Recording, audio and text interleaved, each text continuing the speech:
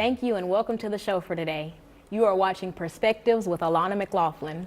I'm here this morning with Dr. Avery Finch, principal of Knowledge Academies and my former teacher at John Early Middle School. So thank you, Dr. Finch, for joining me this morning. Thank you for having me. Thank you. Yes. And so let's start off with your background in education. So where are you from? I am a Nashville native. Yeah. Born and raised, went through MNPS system, did my undergraduate at Tennessee State University where I studied business with a concentration in marketing. Yeah. And then just went into corporate America right after that. And so hopping into corporate, how did you start off? Where did you start? So I started off at Enterprise Rent-A-Car. Wow. I was a manager trainee, just going through the motions and worked my way up from that to a branch manager. Yes, sir. And so I ran one of the largest branches in Middle Tennessee in Murfreesboro for a year or so. And then in 2008, the market started to act a little funny, so I had to make a career change. Yeah, and is that when you transitioned into education? Yes. Man, and so where did you start off at? So I started off at Lytton Middle School, and kind of interesting, when I started off at Lytton, my principal was like, hey, we really love you, you're great, but you know you got to go back to school. And I was like, oh no, going back to school?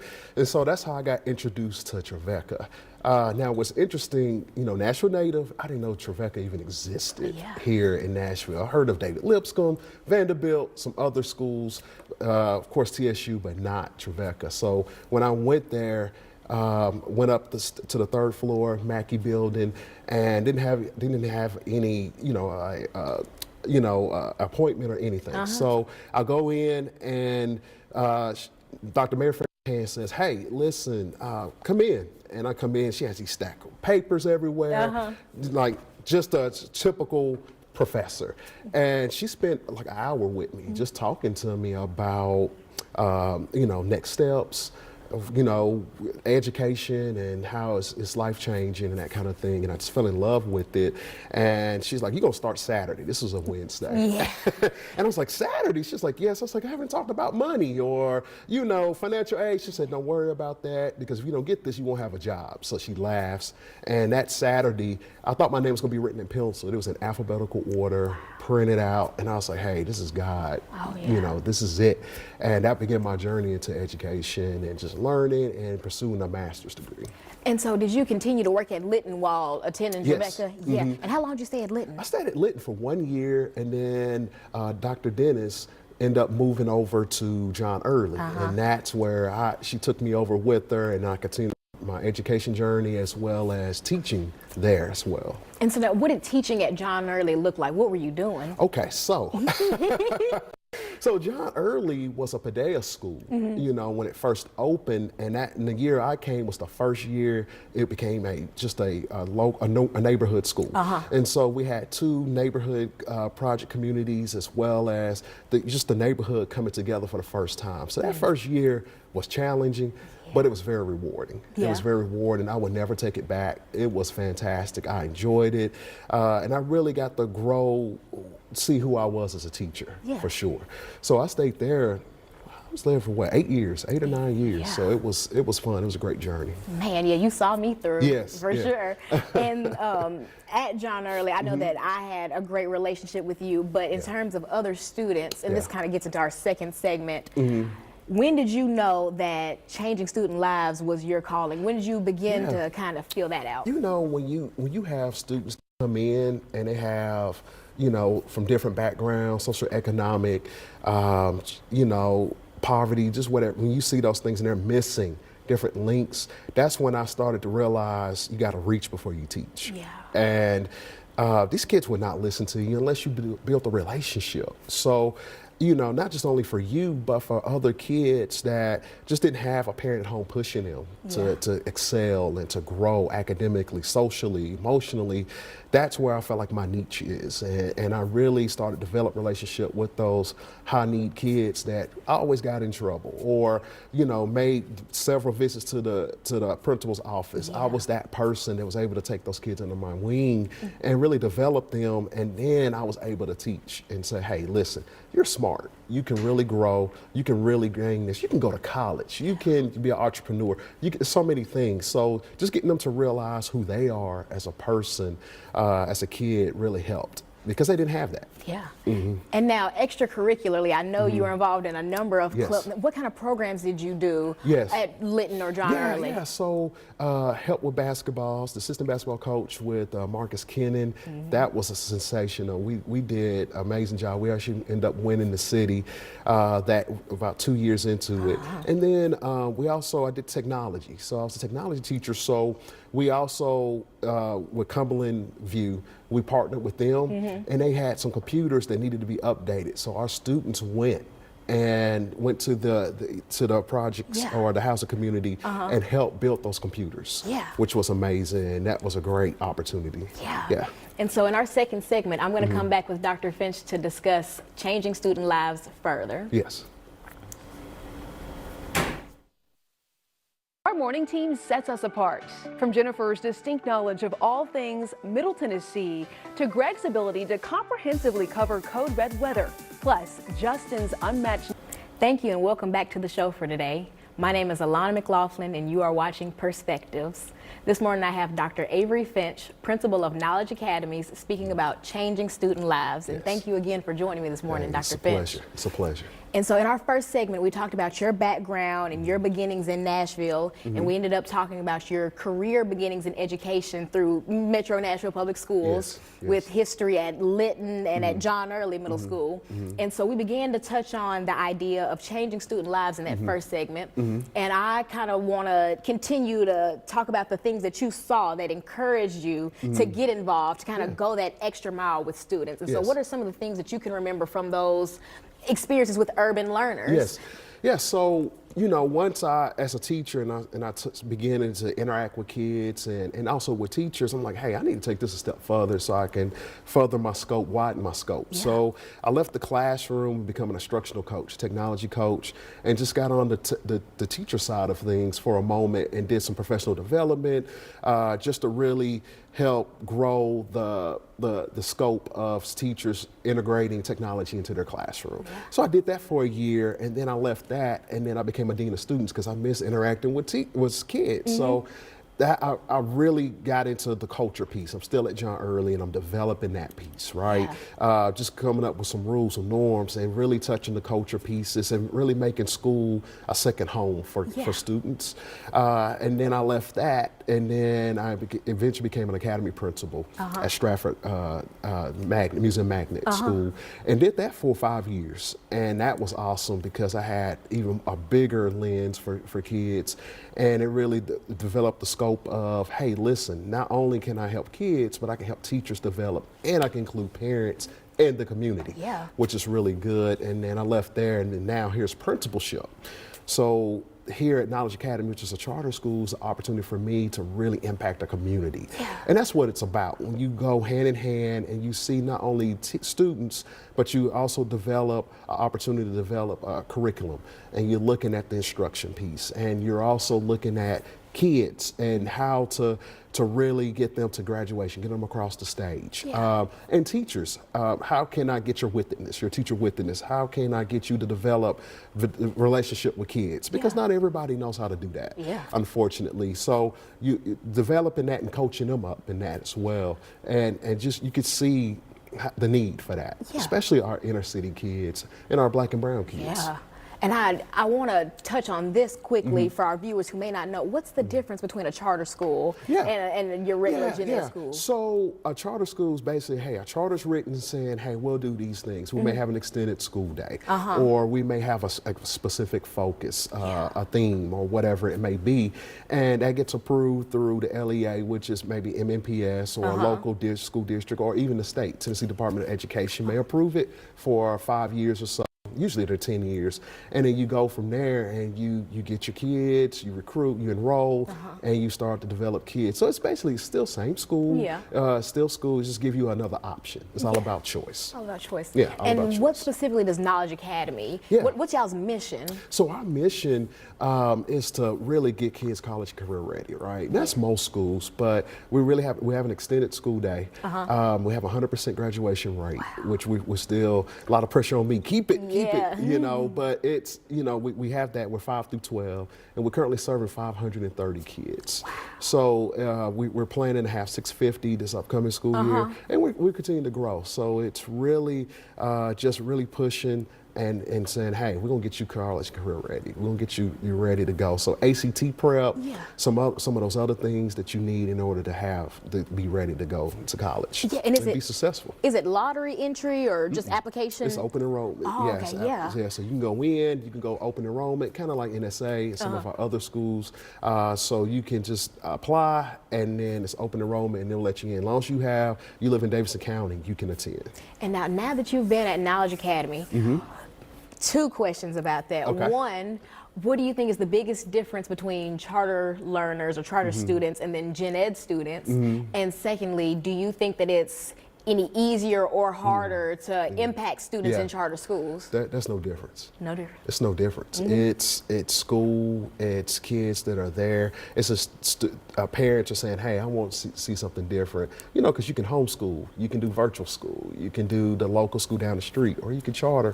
But it's the same. It's kids. I have a high Hispanic population, Kurdish, Arabic, and it's just really meeting the needs. As far as challenges, that you have your typical behaviors and things like that. But I think our biggest challenge is just making sure our adults.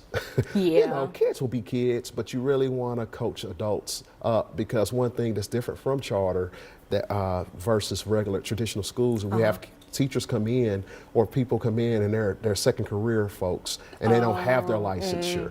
So you really have to coach them up and train them on how to be a teacher, having those rules, having a beginning, a middle, and an end, how to lesson plan, classroom management, and things of that nature.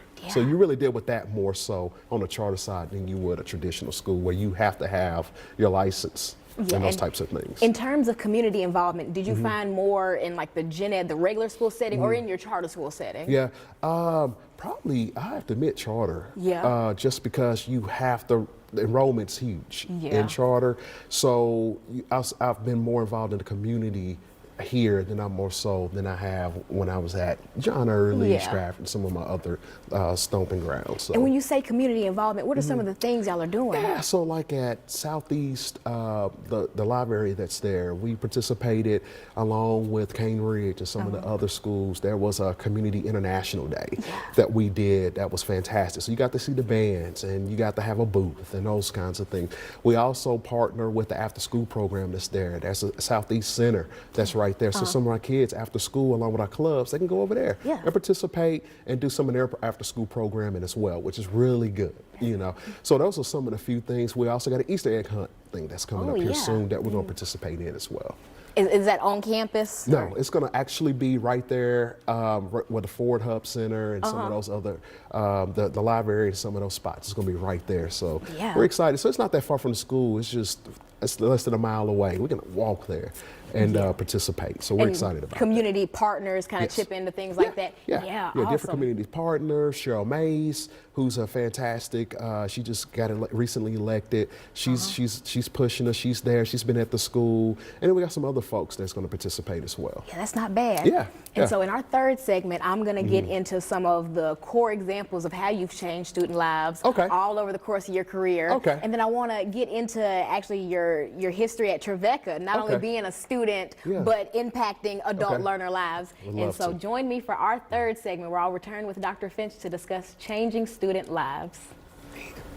Fox 17 News is your back-to-school headquarters, providing you the latest information on your school district. We talk to experts, ask tough questions, and get the answers you want. Want to talk to you. Thank you, and welcome back to the final segment of the show for today. You are watching Perspectives with Alana McLaughlin, and I am here with Dr. Avery Finch, principal of Knowledge Academy, to talk about changing student lives in Tennessee. Thank you for returning with me, Dr. Finch, and again, thank you for sharing your time with me. And so in our first 2 segments, we spoke of your background, your education, how you began your career in education in Metro Nashville Public Schools.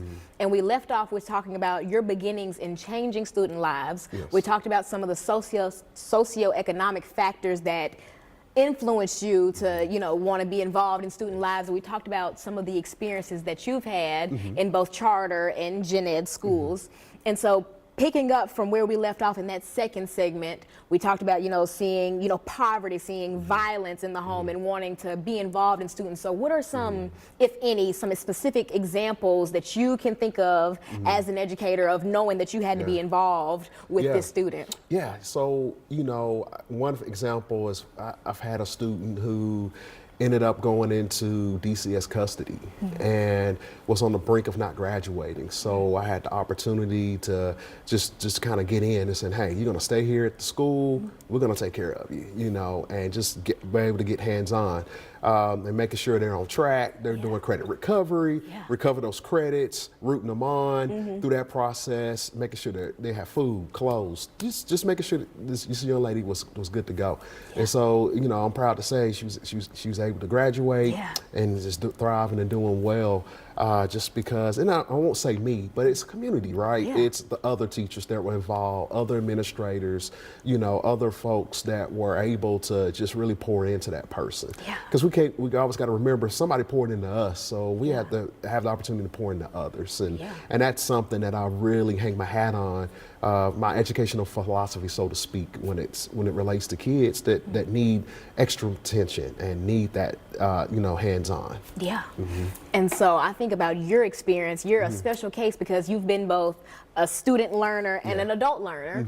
And so I want to talk about your experience as an adult learner at Trevecca and at Tennessee State University as well. And think back on your time at both universities and what are some of the things that the professors there did that showed you that they were committed to changing students' lives? Well, I'm telling you now, I wouldn't be who I am without Tennessee State University. The school's amazing. It's a blessing. It's a brick and a mortar for us in our community. But those professors really showed, hey, you can learn first. You can learn and you can push. We're gonna prepare you, right? Trevecca, getting my master's and my doctorate there at that institution showed me that, hey, you can care for other folks while you learn. And you're gonna go out and you're gonna serve. Okay, so we're gonna prepare you for that. So both of the institutions prepared for serving, and so that segued into me actually going in and becoming a professor and developing those that want to become a teacher, right? And so I get that opportunity now, which is a blessing at Trevecca. And using all the different areas you've been to and the different places you've worked. How do you measure student success non-academically? What are some of the things that you look for to say that this student is doing what they're supposed? And you're talking about from the collegiate lens, right? Even in school. So even in a K-12 setting or even in a higher ed setting, the two things you look for, because numbers are good. You can grade somebody, you can develop a rubric and say, hey, they met these metrics, but it's what's inside. It's digging deep and saying, hey, you're gifted in this, you're talented, and just talking to them and getting them to realize, hey, you can do this. You can go in and you can push in. Have you ever thought about this? And making connections with community partners. Hey, have you ever thought about getting into cosmetology? Hey, I know somebody. Hey, have you ever thought about getting into construction? Oh, I know somebody. You thought about, finishing, this may not be the place, but you can finish your credits here at this school. So it's really looking holistically at the student and seeing where their talents are and their gifts are and putting that together and saying, hey, this is your path. This is something, what do you think about this? And you make the decision together. I don't make it as a principal, as administrator, but I also say, hey, what do you think about it? And it's a two-way conversation. Yeah, and how are parents usually involved in things like that? How can parents, like our parents viewing at home, measure or even be involved in student success besides academics? Parents should not be afraid to pick up that phone or come to the school. Come to the school. Wow. And jump in and be a part of it. Mothers, dads can come in, walk the hallways, and share your experiences with kids, because your experiences count. That's invaluable, and so we need more of that in every school. Every school, so parents can see, hey, this is what school is like, one, but two, a lot of our parents in our inner cities have had bad experiences with school, and so they think school administrators is bad. No, it's a good thing. This is a partnership. Let's get in together and let's show kids what it takes, and let's make these decisions together. So yeah, and you brought up something that is really big. Now that I work for MMPS as well, I get to see firsthand that a lot of in the way that similarly civilians can be scared of police. We often feel that there's a sense of distrust, a sense of discomfort, and how do you, as an administrator at the forefront of that, how do you deal with that? Yeah, so I gotta gain their trust. Because again, they don't know that there's a distrust there, and you have to break that. Hey, I'm not here to suspend your kid. Let's talk about this together. What can we do to really remediate the behavior? And let's sit down and talk about it. Give me the history of the child. Give me more, because this cume can only say so much. You can tell me the story, and I want the student in there too, so we can all. This is a 3-way, 4-way, whatever conversation. Because I want the aunt, I want the uncle, I want all stakeholders in that room, and let's talk.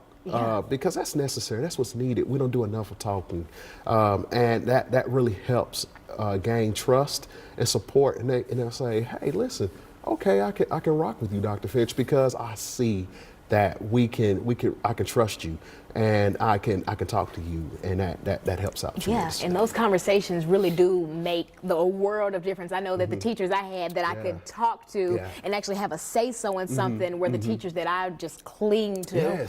And so, what can the community do?